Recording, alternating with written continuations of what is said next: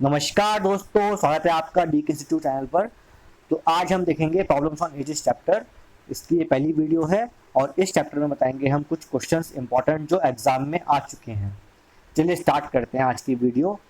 देखते हैं first question. बोल रहा है the average age of a family of 10 members is 20 years. If the age of the youngest member of family is 10 year, then the average age of the members of the family just before the birth of the youngest member was approximately। दोस्तों सबसे बड़ा जो beauty है इन questions की वो ये होती है, कोई ट्रिक काम नहीं करती इसके अंदर, केवल हमें जो है कॉमन सेंस और थोड़ा ध्यान रखना पड़ता है तो ये क्वेश्चन सॉल्व हो जाता है आराम से। तो कैसे होगा सॉल्व, देखते हैं क्वेश्चन ये वाला। बोल रहा है average age of family of 10 members is 20 years. इसका मतलब ये है कि 10 लोगों की जो एज है, ठीक है, वो 20 साल, तो कुल कितनी हो गई एज? 200 ईयर्स हो गई कुल एज 10 मेंबर्स जो हैं। If the age of youngest member of family is 10 year, जो सबसे छोटा आदमी है उसकी एज है 10 year.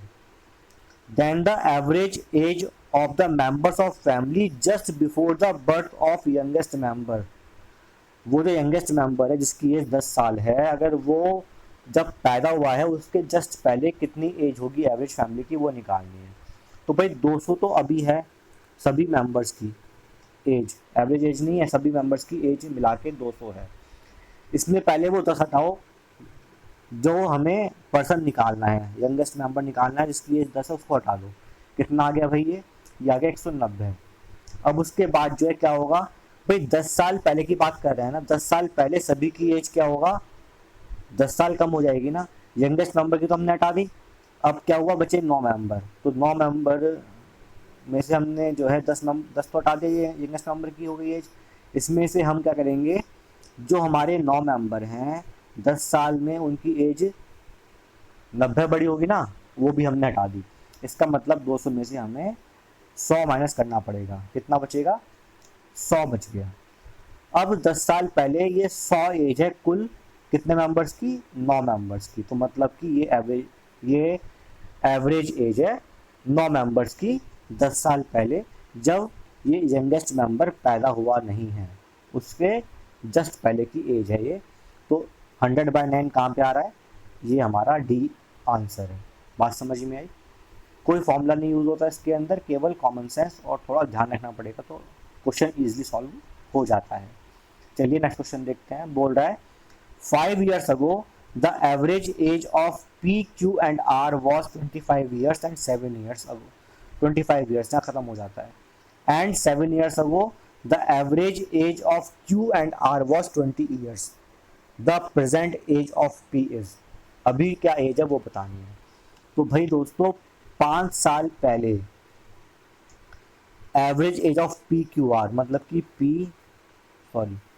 P plus Q plus R, ठीक है ना, इनकी जो मिला के एज है 5 साल पहले कितनी है? वो 25 इंटू 3 लोग है ना, मतलब 75 तो हमारी हो गई एज इन 3 मेंबर्स की 5 साल पहले। ध्यान रखना 7 साल पहले जो क्यू और आर की एज है, 7 साल पहले वो कितनी है? 20, मतलब 20 इंटू 2 तो 40 हो गई क्यू और आर की मिला के 7 साल पहले। बताना है प्रेजेंट एज ऑफ पी। तो दोस्तों 7 साल पहले क्यू और आर की एज 40 थी, तो 5 साल पहले कितनी होगी क्यू और आर की एज? भाई 7 और 5 में 2 का डिफरेंस है ना, तो 2 साल क्यू बड़ा होगा और 2 साल ही आर बड़ा होगा, मतलब कि 4 साल और ऐड कर दो इसमें, तो मतलब कि 44 ईयर्स एज होगी क्यू और आर की 5 ईयर्स अगो। बात समझ में आई? इतनी बात कैसे आया? अब ये है 5 साल पहले 3 लोगों की एज, पी क्यू और आर के मिला के 5 साल पहले कितनी है? 75। ये क्यू और आर की 5 साल पहले 44, तो 75 में से अगर मैं 44 माइनस कर देता हूँ कितना आएगा भाई? 1 और 3 31 आ जाएगा।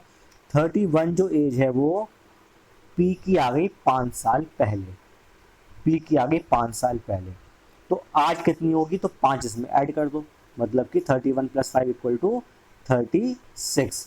तो आज जो एज है present age of P is 36। बात समझ में आ रही है? एक बार और देख लो। आपको दिया 5 साल पहले the average age of P Q and R was 25, मतलब कि 25 इंटू 3 75 हो गई है कुल मिला के एज 5 साल पहले पी क्यू और आर की। The average age of Q and R was 20 years. Q और आर की मिला के एज कितनी है, 20 है। तो क्यू और आर की मिला के एज कितनी हो जाएगी, 20 इंटू 2 मतलब 40। बात समझ में आ रही है, ये 7 साल पहले। तो भाई जब 7 साल पहले 40 है दो लोगों की, तो 5 साल पहले कितनी हो जाएगी, 4 ऐड कर दो 40 में, कितना 44। मतलब 5 साल पहले क्यू और आर की जो एज है वो 44 आ जाएगी। 5 साल पहले 75 एज दे रखी है पी क्यू और आर की। क्यू और आर की हमने निकाल ली कितनी, 44। तो अगर मैं 75 में से 44 माइनस कर दूंगा तो मुझे पी की एज मिल जाएगी 5 साल पहले। वो कितना आ गया, 31। 31 एज है पी की 5 साल पहले। तो आज कितनी होगी, 5 साल और ऐड हुए होंगे अगर हमें आज की एज निकालनी है। तो 31 में मैंने 5 ऐड कर दिया, कितना आ गया, 36। तो 36 जो है उसकी आज की एज है। बात समझ में आ रही है। चलिए क्वेश्चन देखते हैं next. When the average age of husband and wife and their son was 42 years, the son got married and a child was born just 1 year after the marriage. When child turned to be 5 years, then the average age of family becomes 36 years. What is the age of daughter-in-law at time of marriage? जब शादी होती कितनी as होगी daughter-in-law की, ठीक है। तो भाई दोस्तों इसमें दे रखा है हमें हस्बैंड, वाइफ और सन, ठीक है ना। इन तीन की मिला के एज कितनी हो जाएगी, यहाँ पे हो जाएगी ये 42 मल्टीप्लाई बाय 3। बात समझ में आ रही है, कुल मिला के। तो 3 दूनी 6, 4 या 12, 126 तो एज हो गई है इन तीनों की मिला के। अब भाई इस सन की शादी हो गई, तो शादी हो गई मतलब कि जो है अब हो गया हमारे पास मेंबर हस्बैंड, वाइफ, सन और डॉटर इन लॉ हो गई, 4 मेंबर हो गए। 1 साल बाद बच्चा होता है, ठीक है ना। 1 साल बाद बच्चा होता है और वो 5 साल का भी हो जाता है। तो भाई यहाँ पर एक चाइल्ड भी हो गया। बात समझ में आ रही है। अब इनकी जो है कितनी होगी एज मिला के, इनकी एज हो जाएगी भाई 36, ठीक है ना। 36 कितने मेंबर है यहाँ पर, 1 2 3 4 5 मेंबर हैं, कुल इतनी एज आएगी। 36 दे रखा है हमें average age of 5 members family after 5 years. बच्चा जब 5 साल का हो जाता है उस टाइम पे दे रखा है हमें एवरेज एज ऑफ फैमिली कितने, 36। तो 36 जो है उसको करेंगे मल्टीप्लाई 5 से। 5 से क्यों, पहले मेंबर 3 थे अब मेंबर 5 हो गए हैं।